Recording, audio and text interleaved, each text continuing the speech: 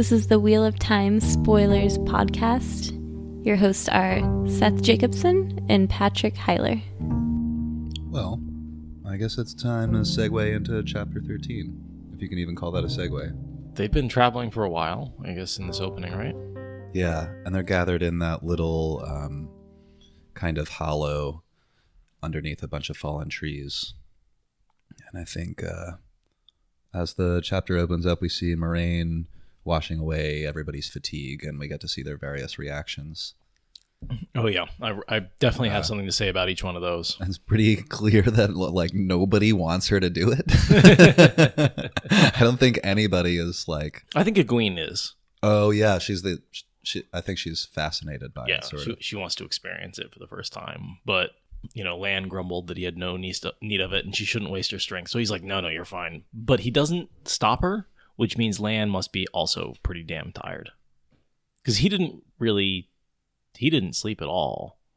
No. He skipped a night when everyone else slept. Oh, you mean he didn't, when they take the little break for like an hour? Yeah. He was, I guess it's not really a full night, but a couple hours. Or, yeah. After they do the first run, he doesn't sleep there. And she doesn't wash away his fatigue. Yeah. That time. I keep saying it, or I was saying it over the last episode a lot, but they must be so tired. I mean, they have special gifts and everything, but with Moiraine's channel, they've been fighting and running, and Moiraine's been channeling a ton, and they haven't slept in like 3 days or something. I think it's like 2 days, but yeah, it's nice that we get a week here for them to sort of catch up on sleep and recover and travel a little more leisurely. Oh, one other thing I sort of wanted to say though before we move on, Matt and Perrin react one way to wiping away the fatigue, but Rand reacts a different way. And so again, I'm coming back to sort of that evidence of little coin compulsion. Matt and Perrin are clearly frightened of it, but they're also too frightened to say no. So they're both like there, and they get the fatigue washed away pretty much right away. Rand has gone and hidden. Yeah, he tries to like sink back into a corner to not be noticed. Just again, differentiating between Rand and the other two when it comes to things Moiraine wants them to do. It's subtle, and I'm not sure, again, that that's necessarily... It might just be because we're seeing it from Rand's point of view, and his point of view makes him a little more unique. Yeah. No, that's an interesting observation. I didn't really notice that before, but this is another good example of like, it's a small thing, but it's another good example. Yeah, I think a tiny bit of compulsion. It's just like... Rand's just a little less compliant than the other two. He's not... Or at least not afraid to displease. Or, I'm not sure what the... He's less eager to please, I think is the phrase she uses. You should have been eager to please, and he's not as much. No, he doesn't really want anything to do with her. And then I liked her interaction with Tom, where he scowls through the whole thing, and then she smiles mockingly. And... And he frowns a little more, but he does look refreshed. And it's like, yeah, I don't know. There's a little bit of flirting going on there. She doesn't smirk at anybody else. And I wonder if Rand's interpretation of what that smirk means might be a little off. She may actually, I don't know. I do think she kind of enjoys like washing away his fatigue against his will. I don't know. That's another interesting point. I read this like really kind of rapid fire and didn't really put that much thought into this paragraph or two here, but I may have put too much thought into it. I don't know. I think it does mean something. I think she is mocking him at this point, but it might be a little flirtatious. Just for people who say that like there's nothing there between them, there's something there. They like, even if it's just a little bit of that, like Moiraine seems to interact with guys by like putting ants in their pants and just tweaking their nose a little bit, and like she seems to enjoy getting the better of them. And so I think that to me is sort of what she's doing here. Is she's sort of, by forcing him to accept the washing away of the fatigue, she's sort of winning a little bit there. And she sort of gives him a little smile to say, ha, I win this one. Yeah, she's like rubbing it in a little. Yeah, totally. But like, she's like, you're not going to stop me. No. She knows. But that's totally like, to me, that's a little flirtatious. I think so. Yeah. It's something. Maybe at this point it really is a kind of... not even really flirting yet. And then I've got like I did in the last episode, when she goes to heal him, she's channeling, and Rand flinches at the coolness. And it's not exactly shivering and goosebumps again, but again, it's him moving involuntarily in response to coldness. Kind of sounds like shivers to me. Could be. I think that one's less... I agree. That one's less odd, yeah. Because it's always cold when you're getting healed. Yeah. But I think that's before she heals him. I think that's just when she touches him. Oh, is it? I may be stretching a little bit with that one. This isn't healing. So he flinches at the coolness of her fingers on his face. His eyes widen in wonder. Tiredness drained out of him like rot. So, it could just be that her fingers are cool. But it also could be that she embraces the source, right? She touches him, embraces the source. That's when he flinches from the coolness. And then she heals him. Because it does seem to be he flinches before the... I'm using healing here, but before the cleansing of the tiredness. Yeah, it could be. And it's definitely a good example of... Or another good example of Rand not being fully compliant. Definitely, yeah. So, yeah, I put a little too much thought into that paragraph, but that was fun. The next thing I have is, I just thought it was kind of funny and sort of wanted to point it out that Matt says, even Trollocs can't chase us forever. And that's like the series ends in like 15,000 pages when they're still being chased by Trollocs. Oh, yeah, no, they're chased the whole time. It's Or I guess confronting them at that point, but... Totally. Wrote down like these guys are all trying to be like brave here. They're trying to like put on a brave face, and Moiraine's like, Yeah, they're all doing a poor job. Yeah. He's like, yeah, that's all gonna happen. Like, this is all foreshadowing. Everything they're saying isn't gonna happen is gonna happen. Gonna be chased the whole time. Yeah, I really like this chapter. It's like 2 more paragraphs down. I really like some of these lines here, like, neither Moiraine nor Lan made any attempt to reassure them. Not a word to say that of course they would come back. Well, Moiraine can't lie, and that would be a lie. Yeah, oh yeah, but I think this is just a good demonstration of like what it would feel like to be there, I guess. To be where? Because they're taking care of these kids, but they're not their parents. They're not. They're not going to be able to protect them. They need to get them tough and ready to face. Moiraine's not always going to be there to protect Rand and Perrin and Matt from Trollocs, but they're going to keep being chased. Yeah, they've run into Trollocs recently, and this is the very first time they have in their lives they were outside of the 2 rivers area. Yeah, they must all be a little terrified, and I think we see that.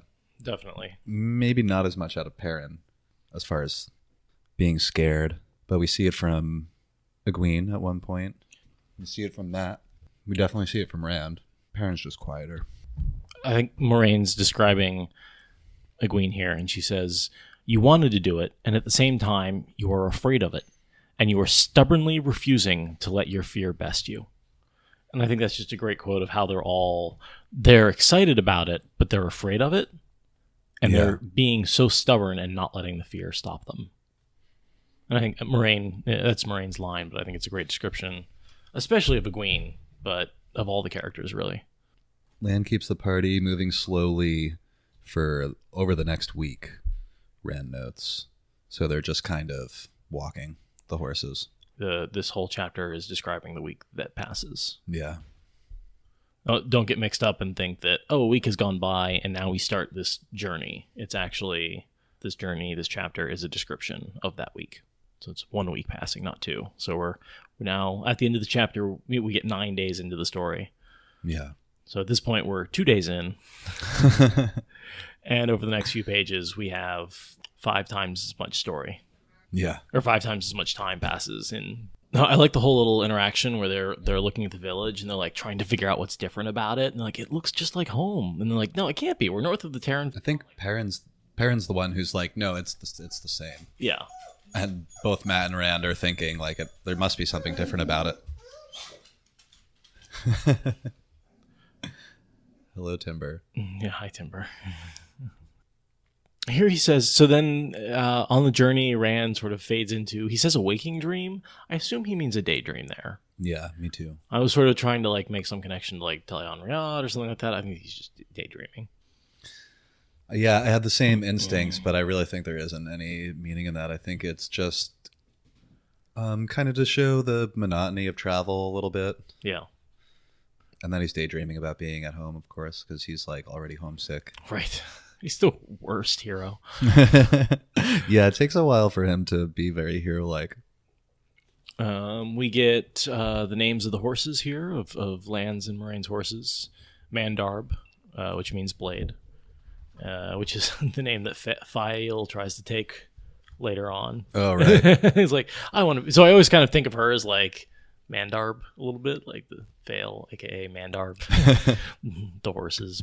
Anyway. And Aldib? Aldib, yeah. Which means west wind, the wind that brought the spring rains. Does that mean that Moiraine is the spring rains? I think Moiraine is also a word that can be used to describe something that's placid or like usually water. Yeah, there is a place called Moiraine Lake, but I don't think it's an adjective. Oh yeah, I definitely ran into the lake before. Just when Googling for like Moiraine Sedai. I think the next thing I have is at their first stop before the sun sank, Land began teaching the boys what to do with the weapons they carried, and he started with the bow. Yeah, these kids have skills. They've got bow hunting skills with tools. Like, they're no slouches. They pretty much put the arrows into the knot of a tree from really far away, all three of them. Yeah, I think they say 100 paces, which is crazy far. Yeah, you've shot bow and arrow. You know a little more about that. 100 paces is crazy far. Mm-hmm. I can't even... I don't think I could shoot a bow that could actually go that far. This is the whole thing about the They're out longbows. Yeah. But, those crazy 2 river longbows that just go forever. Mm-hmm. Which I think are like... I mean, I know must look like an English longbow. Like with the horn knocks on the end, and it's just a stick, basically. Lan asks Matt to demonstrate, and then Perrin goes, and then Rand does the best out of the 3. He uses the flame in the void. Now, if you all had bows, the warder said dryly when they started grinning, and if the Trollocs agreed not to come so close that you couldn't use them, the grins faded abruptly. Let me see what I can teach you in case they do come that close. Lan's such a great teacher here. Yeah, he's such a jerk. Yeah, same thing. Yeah, you know, I think the best football coach I ever had, I hated while he was my coach. But we won states. You know, he was, I don't know, not unkind, but how do you describe that sort of teacher? Unsympathetic. Stern. Demanding. And I sort of had a thought there. They drink a lot of tea in this series. Yeah. And part of me is, that on some part I was like, well, why are they always drinking tea? And I was thinking, they have no coffee, no soda. Yeah, coffee is a Shanshan crop that we don't see till later. It's the only thing hot that they can drink. Yeah. I mean, basically, other than alcoholic drinks and water, tea is the only thing they can make. And I think that's why you see the women drinking it all the time. Yeah. A lot of tea rituals and stuff like that. I mean, think about all the rituals we have around coffee shops and around... If I couldn't make coffee while I was backpacking, which I can, because freeze-dried coffee, I would make tea. Totally. And tea's light, easy to carry, easy to transport, lasts a long time. On the PCT, I bought some just to have something to drink at night that wasn't water. I mean, it is water, but herbal tea and something uncaffeinated because you don't want to drink. Not just water. Yeah. And then while he's training them, remember how I said I imagine them flailing around like I did when I was a kid with the stick? Yeah. And this might be why I pictured it, because they say here he had a weapon that was not at all like chopping wood or flailing around and pretend. Yeah. I was like, yep, that's what I was doing. That's when Lan teaches Perrin about the axe or gives him some exercises to do. And then he approaches Rand. Not the wild leaping about and slashing that Rand had in mind whenever he thought about using it, but smooth motions, Rand describes this stuff as. And I underlined a ton here because this is such a fun part of the next portion of Rand's life, basically. Moving the blade is not enough, Lan said, though some think it is. The mind is part of it, most of it. Blank your mind, sheepherder. Empty it of hate and fear of everything. Burn them away. You others listen to this too. You can use it with the axe or the bow, with a spear or a quarterstaff or even your bare hands. Rand stared at him. The flame in the void, he said wonderingly. That's what you mean, isn't it? My father taught me about that. Warder gave him an unreadable look in return. Hold the sword as I showed you, sheepherder. I cannot make a mud-footed villager into a blade master in an hour, but perhaps I can keep you from slicing off your own foot. So yeah, I got a couple of things to say about that. That was why I wanted to read it. It's a rich part. I had that split in 2 sections. Well, 3 really. Because there's the Flame and the Void. And I kind of want to talk about that. And sort of how awesome the Flame and the Void is, and how it sort of, at least for me, was something I grew up with. And always kind of used as a meditation technique. It's a really cool technique that a lot revolves on through the series. Not just fighting and channeling either, but other things. And it's very meditative. It's all about bringing yourself under control. But in a lot of ways, sort of the burning away of emotions isn't necessarily the healthiest of thing. Because you can very much suppress them and not deal with them. I think it's just about emptiness. Yeah, I mean, I think it's initially designed to, like, you need to suppress your emotions while you're fighting and not let them bother you. But when you go about your whole life that way, that is not healthy. You can't be in the void all the time. No. You have to experience your emotions. It's sort of like using a muscle too much. You can eventually hurt it. Or not use the other ones. Right. Yeah, I know you really like the meditation part. I do.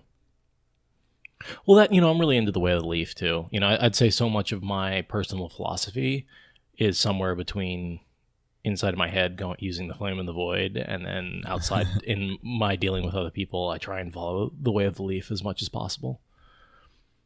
I'm terrible at it. I'm nodding. Yeah. But wait, about me being terrible at it? No, that's definitely that's definitely your philosophy, that you use that in life. I try. Not necessarily that you're terrible about it. Well, nobody's great at it. Nobody's great at it. But I never think violence is something to be used as a first or even a last resort. I don't think violence helps the situation. I think it always escalates into more violence. Everybody's always worse off once it starts. Eye for an eye makes the world blind type stuff. Yeah. I mean, there's a lot of sayings around that, but I think it's, for me, always been best embodied in the Way of the Leaf. And that's sort of how I've always thought about pacifism and a lot of other philosophies that I only learned about later after reading The Wheel of Time. It's amazing how much of my sort of academic life I approached through the lens of The Wheel of Time and sort of said, oh yeah, that philosophy, that's just like this thing in The Wheel of Time. And yeah, well, the Wheel of Time borrows so much from the real world. There's like these reflections everywhere. And there's just a lot of information in there that even just like, all the Greek gods and stuff like that. It's like, oh, Odin guy. Yeah, that's kind of like Matt. Oh yeah, you learn about these characters. And I really was reading these novels before I was really getting into some of the more relevant historical figures and philosophies. Yeah. And I think they helped me understand. I think the Wheel of Time came a bit later for me, so I was like, as I was going through it, I could already start to see some similarities. It takes a long time to put everything together, though. Yeah, and I have a hard time knowing exactly when I had certain realizations about certain characters. The next thing that I have is after Rand and Land's conversation, I just have underlined, Rand sighed and held the sword upright before him in both hands. Moiraine watched without expression, but the next evening she told Land to continue the lessons. Yeah, she doesn't really have to tell them to continue the lessons, but I feel like that's a bit of her exerting that Aes Sedai control. Like, tell them to do things they're already doing. Oh, maybe. I mean, when I saw that line, the first thing I thought was, and they continue for the next, I'm not sure exactly what the timeline is, but like at least 6 months. Yeah, well, because the entire time they're in Faldara, they train. Mm-hmm. And then when they're camping, they train after the second book. Yeah, I mean, they spend a lot of time together. Well, they're separated from time to time, but whenever they're together, they do this training. And I think this is the first time Lan is really starting to thaw towards the villagers. He sort of says, I cannot make a mud-footed villager into a blade master in an hour, but perhaps I can keep you from slicing off your own foot. Yeah. And so the first time he says anything even vaguely not negative about the Right. villagers is like, maybe I can prevent you from cutting off your own foot. I Maybe. suppose I'll help you from injuring yourself. Right, Or stop yeah. you from injuring yourself. Well, and that's right after Rand says, oh yeah, I know the Flame in the Void. And Lan's like, oh, maybe I can teach you. Yeah.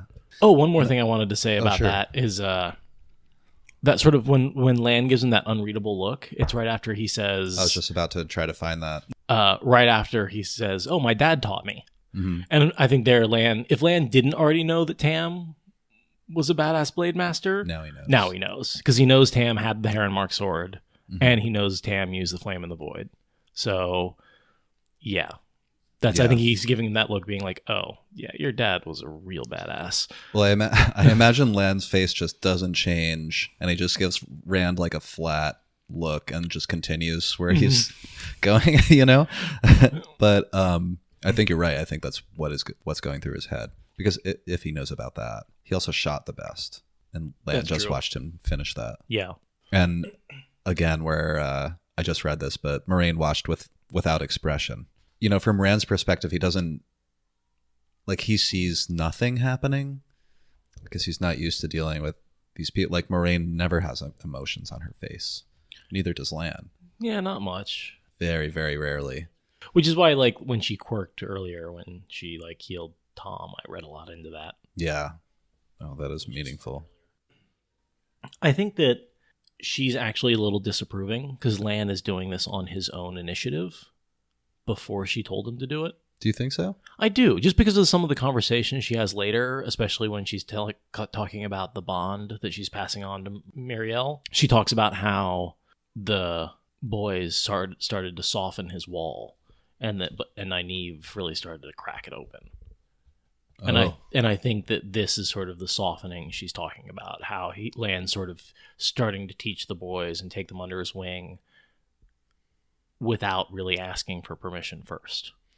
Yeah. It occurred to me also that he may be taking a lot of pride in this, depending on what he believes at this point. But I have to assume that Moiraine is sure that Rand al'Thor is the Dragon Reborn.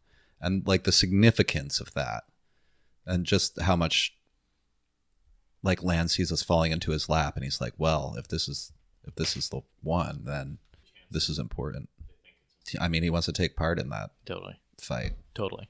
That would be a big privilege to be the guy that taught the sword to the Dragon Reborn. Yeah, but I can't think of Lan as being even a little selfish in that, to want to be the person who taught him. I can see him saying, well, I'm the best, so I should teach him. Yeah. Because he needs the best. Duty is heavier than a mountain. Exactly. But he's not like, oh, I get honor for teaching the Dragon Reborn. I don't see that. No, yeah, I don't mean quite like that. But Yeah. I think I get what you're see what I'm saying. getting Yeah, at. I get what you're saying. Well, and he sees a need. He sees three boys with weapons who aren't very good with them, and the soldier and the teacher in him just wants to... They're puppies, Yeah, you know? yeah. And he's an old dog. Right. Or an old wolf, and I think is a... they're the wolf pups. Yeah. You know.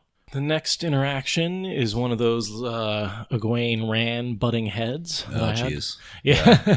It's like a page and a half of... I mean, this is the whole thing with the braid, that, you know, she's been waiting her whole life to braid her hair.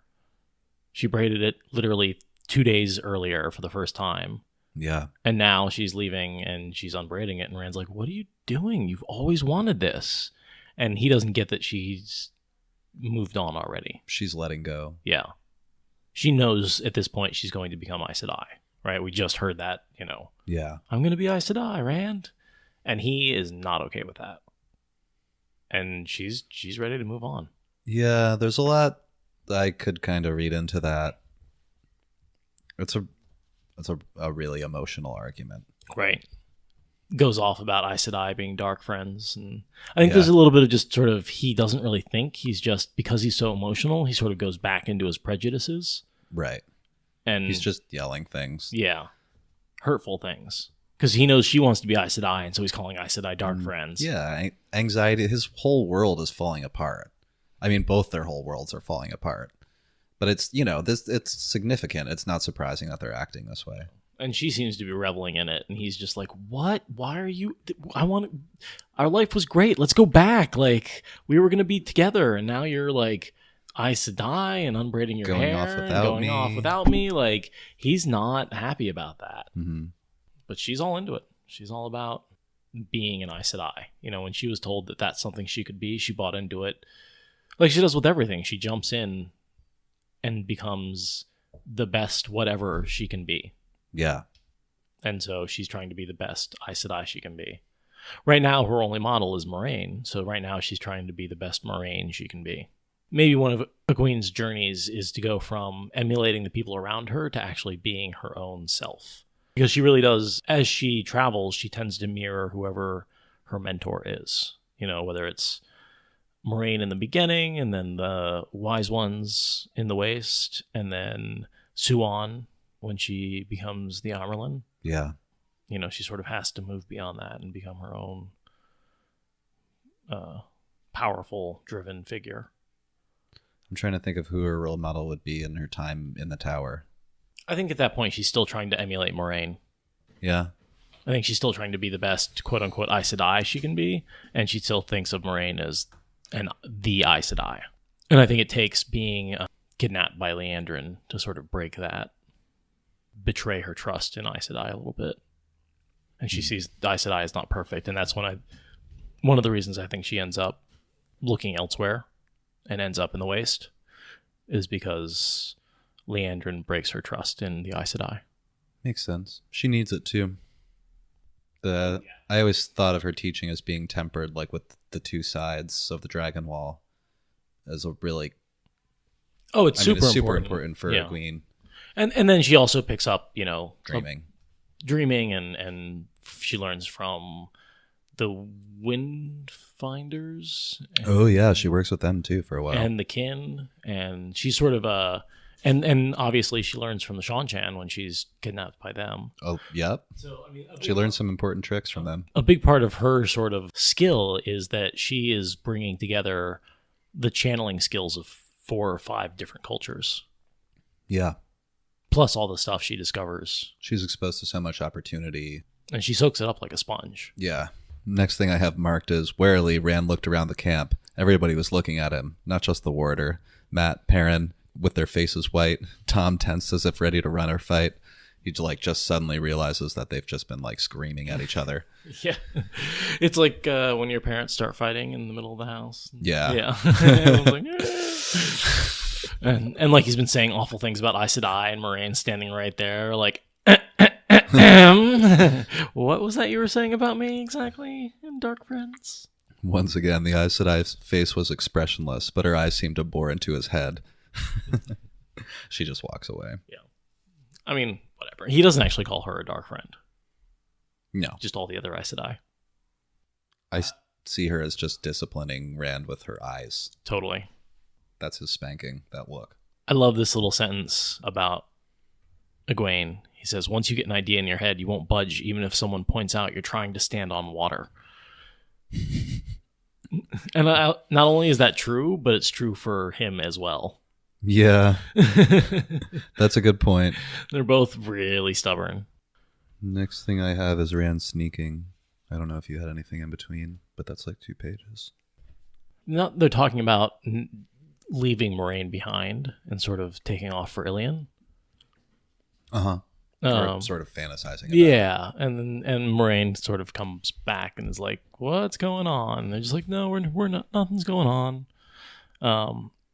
There's a quote here when she says that I think affects how they see her drastically going forward.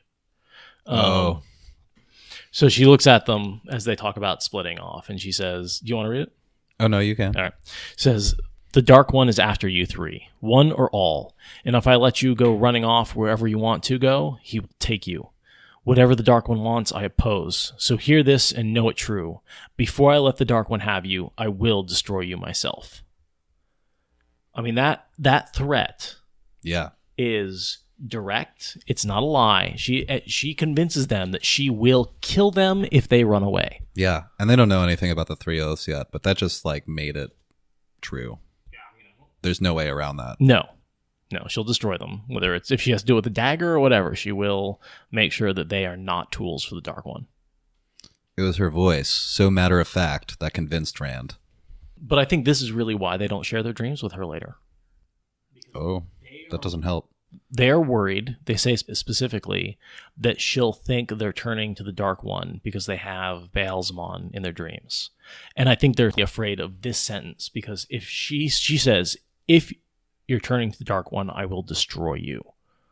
Maybe. And I think that's all traced back to this quote in this little scene right here. You know, they've barely met her. They were, 2 days into this journey? And she's threatening to kill them? Like, yeah. Why does she do that?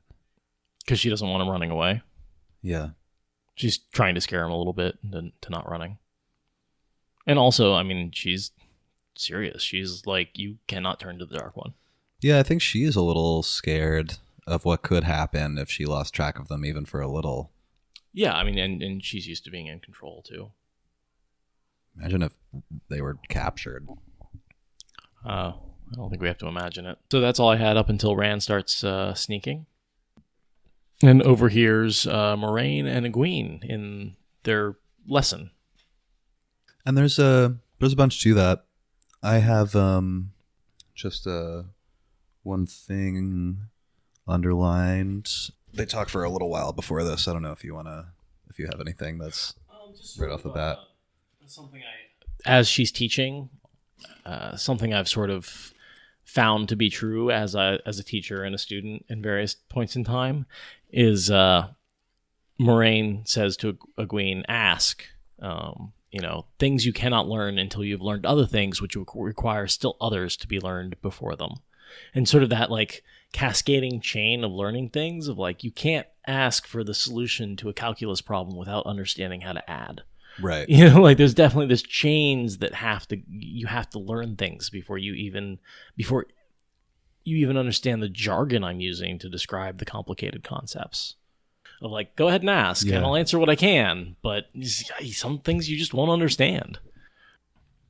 Here is Moiraine, what we were just talking about earlier. The old blood is indeed still strong in the two rivers. Yeah, she says two, but here's Egwene guesses Carrie Thane and Lara Aiellen. Yeah. But she's saying two in one village, and clearly the other one she's referring to is Nynaeve. Right. So it was just two. Because I think we talked about that in the last episode a little bit. Are you looking them up? Yeah. It's nice, the Wheel of Time wiki, I just have the chapters linked here, and then it says referenced, and it has all the characters that are referenced, and a link to their pages. Oh, nice. So I can So that's in there? No, it looks like she's not named again, despite having the same first name as Rand's mother. And neither is the other girl. So it looks like they are two totally random names that are never mentioned again. Yep, okay. So much for the masterful foreshadowing we were hoping for. Would have been cool. Yeah. And I have underlined here, I thought this was a nice quote from Moiraine when she says to Egwene, "You want to know that Aes Sedai are good and pure, that it was those wicked men of legends who caused the breaking of the world, not the women. Well, it was the men, but they were no more wicked than any men. They were insane, not evil. The Aes Sedai you will find in Tar Valon are human, no different from any other women, except for the ability that sets us apart. They are brave and cowardly, strong and weak, kind and cruel, warm-hearted and cold. Becoming an Aes Sedai will not change you from what you are." I wrote that down too. That's such an important quote. And something I think that this series gets right that so many other series get wrong. That it makes powerful channelers be different. A certain way. Yeah. Whereas this is just mean, petty, normal people with power. Yeah. And he drives that point home over and over and over again. And Egwene says, "I suppose I was afraid of that." Yeah, being a channeler doesn't make you any better of a person. Yeah, definitely not. I mean, we see plenty of that later. Yeah. And with anything, power corrupts. And they have an awful lot of power. I mean, the percentage of Aes Sedai who end up being Dark Friends is gigantic. Isn't it like 1 in 5 or is it 1 in 3? It's some huge number. What? Seriously? 1 in 5? I didn't realize it was that many. I mean, when you look at the list, they talk about like 40 from this Aja, 40 from that Aja. Like, it's something like Yeah, I guess there were a bunch. There's like 40, on average, about 40 per Ajah. 7 Ajahs, what's that, 4 times 7? That's like 280 Aes Sedai. And there are only about 1,000 Aes Sedai at this point. So yeah, about 1 in 4 Aes Sedai are dark friends. That's a crazy number. It's huge. And like in the general population, it's closer to like 1 in 100. They've clearly been recruiting. Ishmael has been leading the Black Ajah in the White Tower. They have been concentrating their efforts on recruiting all Aes Sedai that they can. Yeah, and ironically, people who aren't powerful are people who are usually the least power hungry. So it doesn't really surprise me that your common farmer is like way less likely to become a dark friend than, you know, an Aes Sedai or a politician or, you know, someone else important. I think there's that, and then just like the Dark One's not exactly searching out followers among random farmers in villages, you know. Yeah. Betray that potato.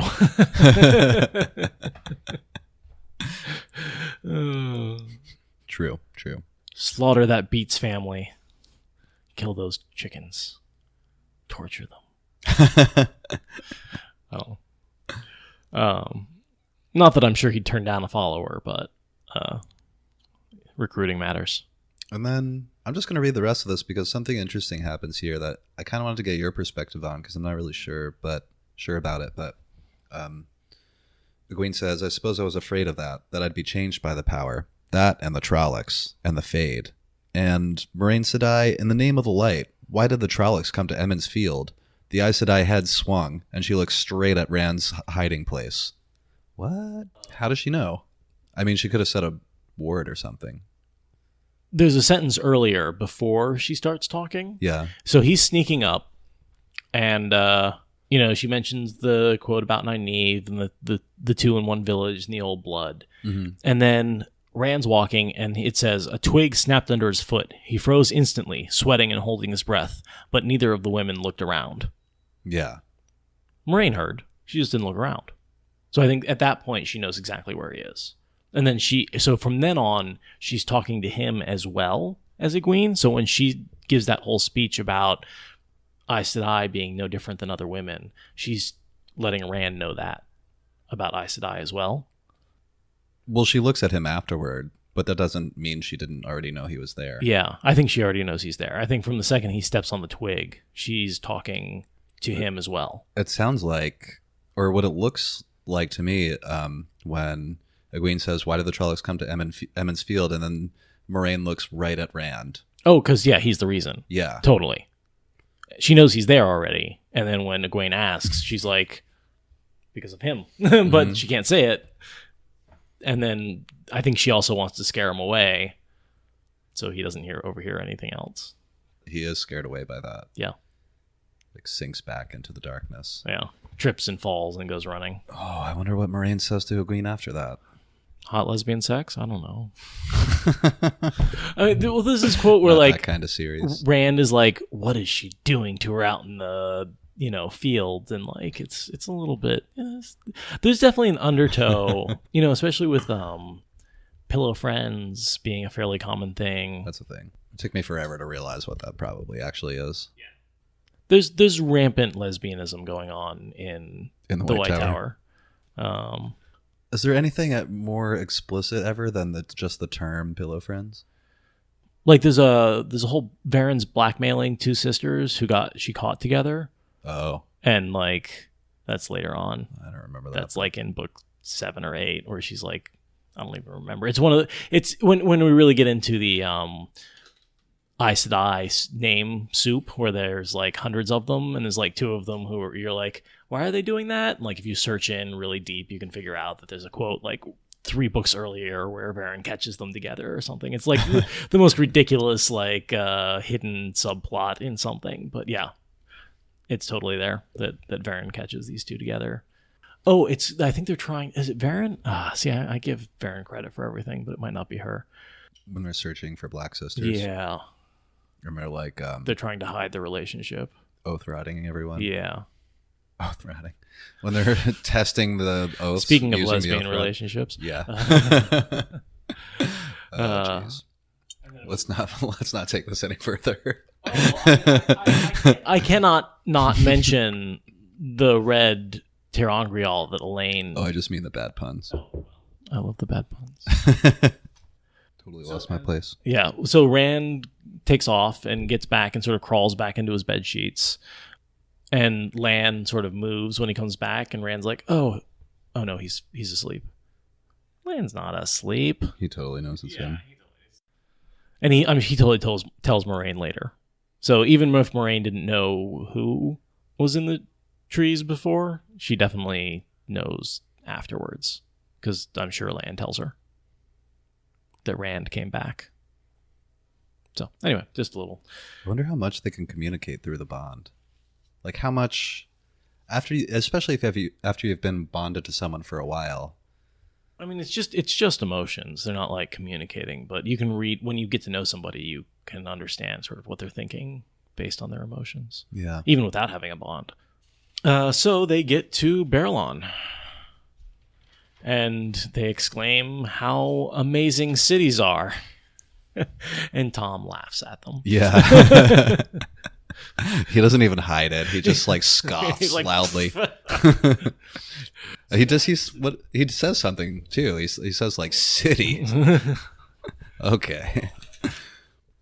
Tom Maryland glanced at Matt, then rolled his eyes and blew out his mustaches. City, he snorted. City, he says. He's look at this moron. Thinks it's a city. Well, and like I actually went back and read through the description of it after he said it's a city. It's like a small wooden wall and a couple of like. Isn't it like a 10 or 15 foot wall? Yeah, it's a town. It's not even that big of a town. A log wall, nearly 20 feet tall. I mean, I guess that's a pretty big wall. Yeah, that's big, but yeah, it's made out of logs. Right. I figure this is what like a U.S. Army camp looked like in the Indian Wars somewhere out in the wilderness somewhere. Yeah, I can picture that. Like it's got watchtowers and stuff, but it's not like a fort. Yeah, and it's got a decent number of people. How many people do you think are in this place? 2,000, 3,000? I forget who says it, but one of the Emmons Fielders has a thought that like you could fit like everybody in the Two Rivers into this city, and there would probably still be room to spare.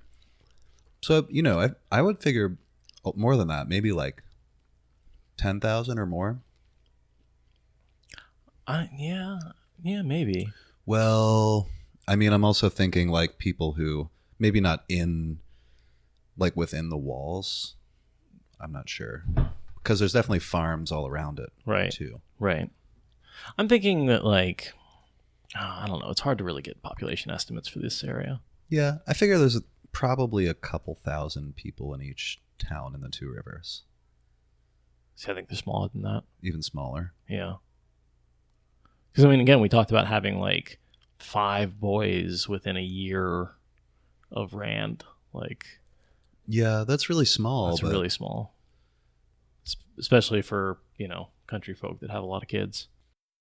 I'd love to hear someone else speculate who has a little more information on how many people are actually in the Two Rivers. Yeah. Or if there's any numbers out there.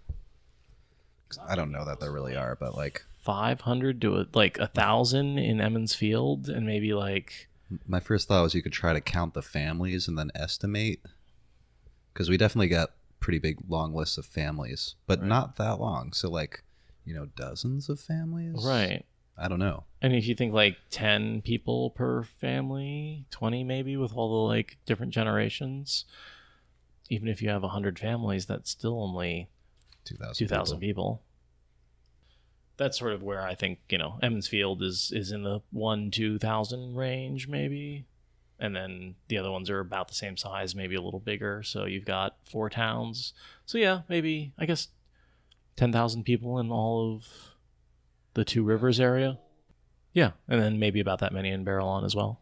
That makes sense. And 10,000 would be, I mean, by our standards, would be the bare minimum to, I think, request the status is city. Otherwise, I think you have to have 10,000 people in your town to become, what do they call it? Incorporated, I think. So that makes sense. Yeah, Baerlon's basically as small as you can get and still kind of be called the city. Yeah. Yeah. Well, in modern terms. So it's like medium-sized settlement. So they head into town, right? Yeah, after a sort of funny exchange with a obviously bribed gatekeeper. I wrote down, I like Aveen. No, I didn't even write it down. Yeah, that's all I wrote is I like him. He was a funny little... There's some funny exchanges. Yeah, he does. You read it, enjoy it. It's fun. Yeah, Moiraine warns the Emmons Fielders to keep their mouths shut and that her name is now Alice and Lan's name is Andra. And then they approach the gatekeeper and they just kind of... Lan and Moiraine kind of quiz him about anything that's happened since they were gone. He mentions the Children of the Light and... I just wrote, ugh. Yeah. Children of the Light. And he mentions some news he's heard about the war in Geldan and that... or Gildan. And that the false dragon's followers are now called the people of the dragon. And I think it's Moiraine that says, like... That doesn't mean anything. You could name your mule the people of the dragon. And the gatekeeper's like, well, I wouldn't. I wouldn't do that. not my mule, I assure you, mistress. it was just a funny exchange. Well, and I think she gets a little testy there because he mentions that there was a big battle and she knows some of her Aes Sedai friends have gone down to the battle and she's like worried about them to see if they've made it out. Oh, maybe. Moiraine asks, have the Children of the Light announced why they're in Baerlon? Is the next thing I have. Avon says, why they're here, mistress. Avon was so astonished he forgot to duck his head. Of course, they said why. Oh, I forgot you've been down country. Likely you haven't heard nothing but sheep bleating. Just underline that. That's all I got for that. Sheep bleating. I like that. Likely you ain't heard nothing but sheep bleating. That's good. Just I like this. This door ain't open. It ain't never been open. Yeah. When he shuts it. I ain't opened this door in days. You're going to forget about this. Forget about what? Yeah, he's a good little side character. A little funny little... And he doesn't appear again. I checked, unfortunately. Oh, never? Never, yeah. But I just sort of enjoy him. He makes me smile. Yeah. A little fun. Especially after the sort of the tension of them fleeing and running away for all this time. It's nice to get a little bit of humor there just to cut it.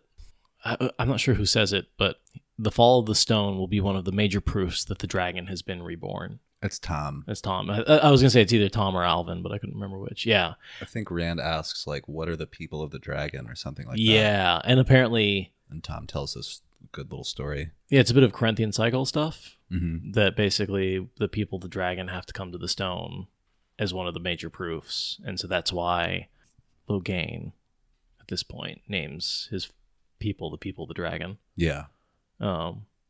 Yeah. It's Logain. The Tame is the northerner. Yeah, and he hasn't really popped up yet. There's whispers about it. Yeah. I think maybe it's the innkeeper in the next chapter. I forget, but somebody says like some kind of trouble up in Saldea. Right. But nobody does. You don't hear any more about it for a while. I have this underlined. It may be what you just said, but the fall of the stone will be one of the major proofs that the dragon has been reborn. May the stone stand till I'm dust. You know, when you go to book 3, where Rand spends the whole time, basically he has it in his head that the one thing he needs to prove that he is the dragon reborn is the sword that is not a sword. Oh yeah. The very next line is he asks another question. The sword that cannot be touched? And Tom says, that's what it says. I don't know whether it is a sword. Whatever it is, it lies in the heart of the stone, the central citadel of the fortress. But none but the High Lords of Tyr can enter there, and they never speak of what lies inside. Certainly not to a gleeman, anyway. Makes me wonder if Tom actually knows what's inside there. Me too. Yeah. Just because if anyone knows what's in there, it would be Tom. I just wouldn't put it past him. But he doesn't... I don't know what he would be doing down in Tyr, like what if he would even care to find something like that out. Right. You know? Oh, if only because he was part of the Andoran court. And like he seems to have information on all the courts, and he may have talked to a High Lord and figured out, what it was. I think he could take a good guess. Yeah. Because anyone who is well educated and knows anything knows that in the Stone of Tyr is also filled with artifacts of the power. Well, and I think he's playing a little bit on the words where he says they wouldn't tell a gleeman. Well, he's not a gleeman. Yeah. Not just a gleeman. He may have been a High Lord at the time. Who would tell a gleeman? But you're right. A High Bard, yeah. If he doesn't know exactly what it is, he could at least speculate. Yeah. It's some kind of object of the power that the dragon needs to. That seems kind of obvious in retrospect. It's sort of like why I guess just the idea that it's the sword that's not a sword, like it's something that's not something.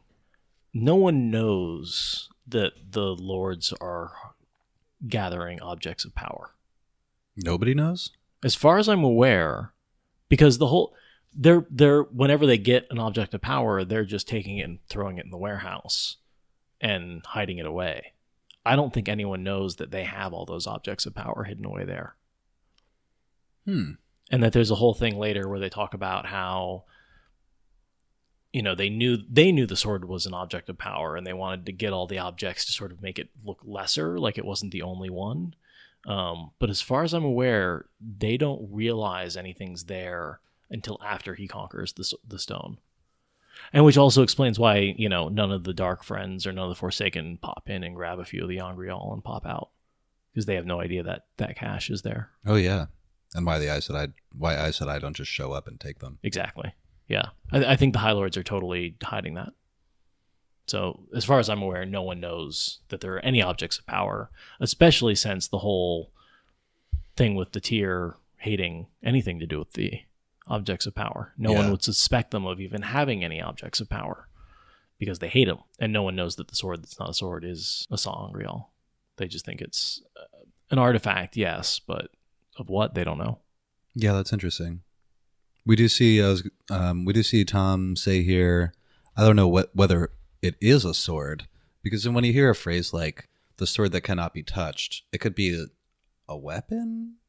I mean, it could be any number of things. That's a sure, and it's also talked about as not only the sword that cannot be touched, but the sword that is not a sword. Yeah, its title is "It's Not a Sword." And it's not just a sword. It looks like one. Yeah, but that's it. There's no sense in using it as a sword. I mean, it's shaped like one. Does he ever stab anybody with it? I was just wondering the same thing, but I don't think so. I don't think so, but I have I mean, you're holding Kalendor. Why stab someone? Although I also wouldn't be terribly surprised if he did at some point. I certainly think he fights one of the Forsaken with it, using it as a sword. Fighting at the end of the third book when he's fighting Baelzamon. I don't have anything else other than, welcome to the Stag and Lion. Yeah. Through a secret back door. Yeah. And this is, we'll meet Min here, right? Yeah. Well, thanks for listening. Later.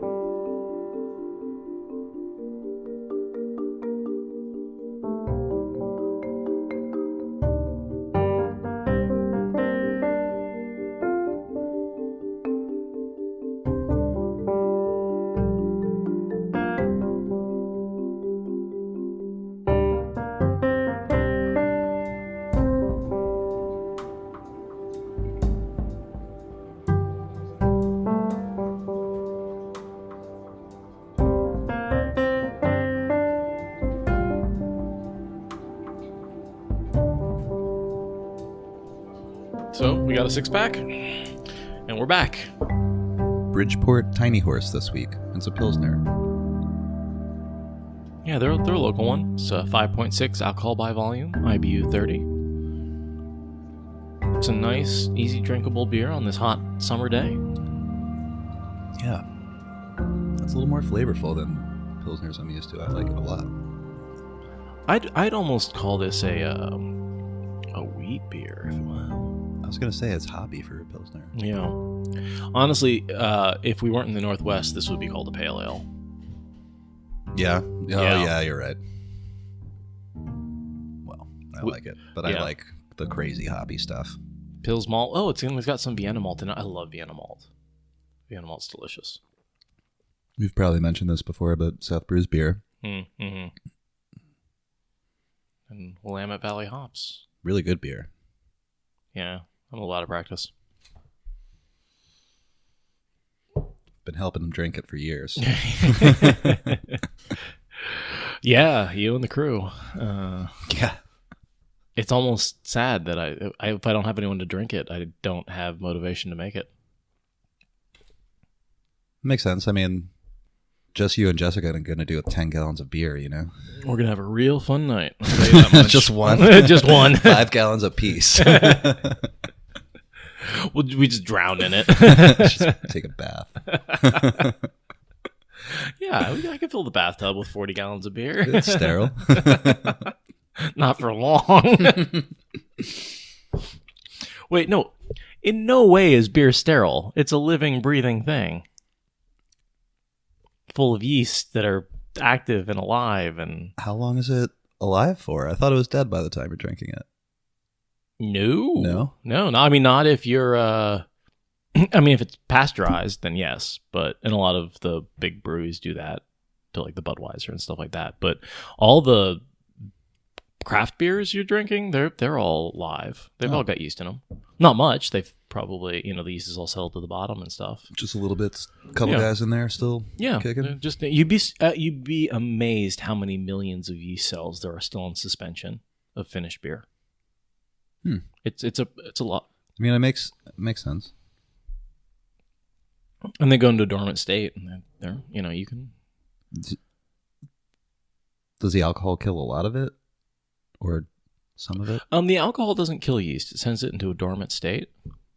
Oh, I always just thought of it as dead because they stop doing things. Yeah, no, they go into a dormant state, like when they're in the little yeast packets. They're in a dormant state; they've been dehydrated. A certain percentage of them do die over time, so they won't live forever. But that time is months and months. Possibly even years. A fun little project is to take the dregs of a sour beer, the little bits left at the end, and create a whole starter with it and see if you can like recreate that sort of sour beer flavor with just the dregs. And you can do that with any beer, where any beer that's not been pasteurized, you can actually create a yeast starter and clone the yeast from the bottle. Now you're creating a few generations, and so there may be some genetic drift. So you may not get the exact same flavor, but... Makes sense. Yeah. I had a great sour beer the other day from Ecliptic. Ecliptic, oh, they do a good job. Yeah, that's another good one. Yeah. I've been back in their freezers, done a few brewing contests there. I think we did Heart of Cascadia there one year. Oh. So I got to pour beer there. I was the cellar master, actually, in that contest, so... Are you still active with the brewer club? I haven't really been, again, just because I'm not really brewing, so yeah, I guess. And I've had this podcast thing I've been working on lately, so it's taken up a lot of time. True. Yeah. I really enjoy like finding a spot that's not particularly relevant to the story, but still interesting, and putting it after the music for people to listen to. Sort of gives you a little bit of insight to our personality, but if you don't want to listen to it, well, it's after the music. Turn it off at the music. There you go. Yeah. Have we gotten any feedback on that? I think only praise. Yeah, people seem to really like it. And just in case you always turn it off at the music, there is usually something after that. So at least a little something. Yeah, a little something. But usually not strictly relevant to the story at hand. Thank you for listening to the Wheel of Time Spoilers podcast. Rate us in the Apple Podcast app or your favorite podcast client.